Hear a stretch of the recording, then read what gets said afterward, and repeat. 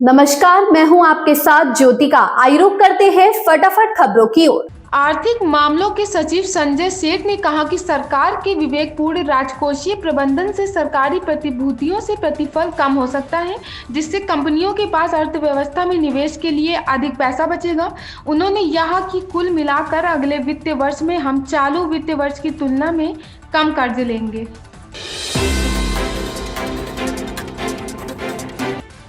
BJP सांसद मनोज तिवारी का कहना है, अरविंद केजरीवाल उस सीएजी रिपोर्ट को क्या रोकना चाहते हैं जो वह 2013 में लहराते थे। पीएम नरेंद्र मोदी ने सही कहा था कि सीएजी रिपोर्ट विधानसभा के पहले सत्र में पेश की जाएगी। आप दिल्ली से INDI गठबंधन भविष्य देख सकते हैं। उन्होंने कांग्रेस को किनारे कर दिया है। नहीं, ये बहुत ही आवश्यक था।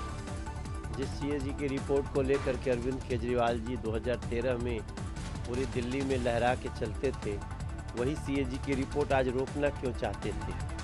तो प्रधानमंत्री जी ने बिल्कुल ज़रूरत वाली बात कही कि विधानसभा के पहले सत्र में सीएजी की रिपोर्ट को टेबल कर दी जाएगी, ताकि ये जो लोग भ्रष्टाचार खत्म करने के लिए आए हैं ऐसा कह रहे थे, उन्होंने भ्रष्टाचार में किस प्रकार को लिप्त किया अपने को, ये दिल्ली को और देश को तो पता चलना चाहिए।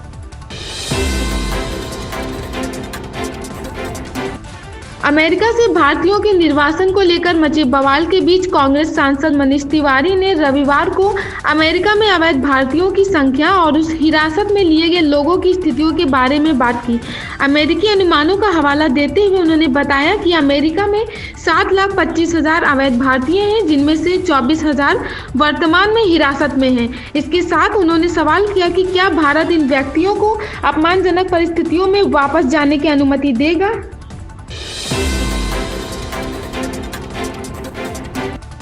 इस विधानसभा चुनाव में बीते 10 साल से दिल्ली की सत्ता पर आसीन आम आदमी पार्टी आप का किला ढह गया है। 2020 के चुनाव में जहां पार्टी के 62 विधायक थे, अब उनकी संख्या घटकर 22 रह गई है। वहीं 8 सीटों पर विपक्ष की भूमिका निभा रही भाजपा को दिल्ली की जनता का खूब आशीर्वाद मिला। राष्ट्रीय राजधानी में आम आदमी पार्टी की करारी हार के साथ वोट प्रतिशत से जुड़ी गारंटी का रिकॉर्ड भी टूटा। दिल्ली में अब तक हुए 9 विधानसभा चुनावों में 40% से अधिक वोट जीत की गारंटी होते थे, लेकिन पहली बार आप 43.57% वोट के बाद भी सत्ता हासिल नहीं हो पाई। भाजपा ने आपसे 2% अधिक 45.56% वोट हासिल कर मैदान मार लिया।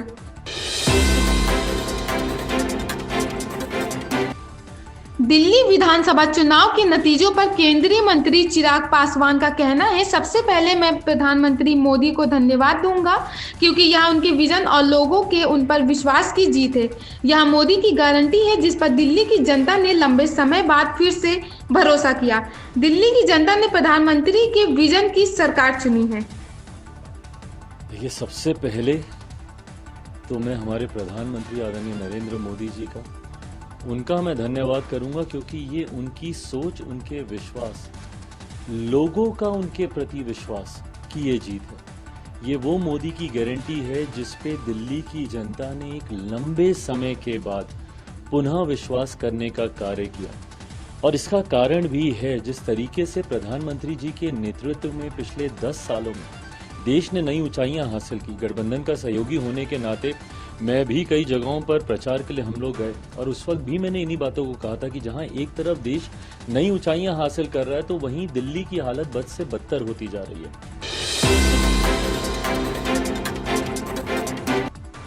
भारत गुजरात के गांधीनगर में पहली बार बहुक्षेत्रीय तकनीकी और आर्थिक सहयोग के लिए बंगाल की खाड़ी पहल बिम्स्टेक युवा शिखर सम्मेलन की बेज़बानी कर रहा है।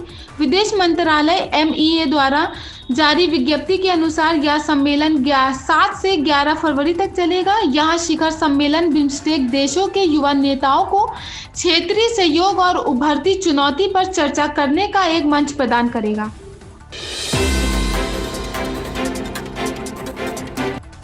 यूपी के प्रयागराज में महाकुंभ चल रहा है। त्रिवेणी में स्नान करने के लिए श्रद्धालुओं के जत्थे लगातार पहुंच रहे हैं। इसको लेकर रविवार को सपा मुखिया अखिलेश यादव ने सरकार से श्रद्धालुओं के वाहन टोल की फ्री मांग की है। उन्होंने कहा कि महाकुंभ के दौरान उत्तर प्रदेश में प्रवेश करने वाले वाहनों के लिए टोल शुल्क माफ किया जाना चाहिए ताकि यात्रा में बाधा और जाम की समस्या कम हो सके।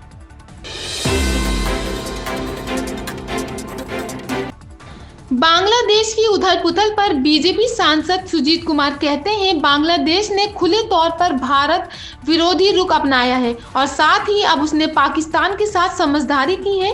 चीन भी अशांत जल में मछली पकड़ने की कोशिश करेगा।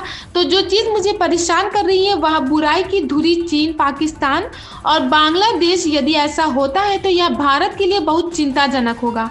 हम चाहते हैं कि बांग्लादेश में स्थिति सामान्य हो और सुधार हो और आवामी लोग के कार्यकर्ताओं, अल्पसंख्यकों, विशेषकर हिंदुओं पर हमला निंदनीय है। मुझे लगता है कि यह दुर्भाग्यपूर्ण है कि मोहम्मद यूनुस, जो नोबेल शांति पुरस्कार विजेता हैं, अल्पसंख्यकों पर हमले पर आंखें बंद रहे हैं। इसलिए हम बांग्लादेश के घटनाक्रम पर कड़ी नजर रख रहे हैं। हम केवल यही आशा करेंगे कि अच्छी समझ बनी रहे और बांग्लादेश में स्थिति जल्द ही सामान्य हो जाए।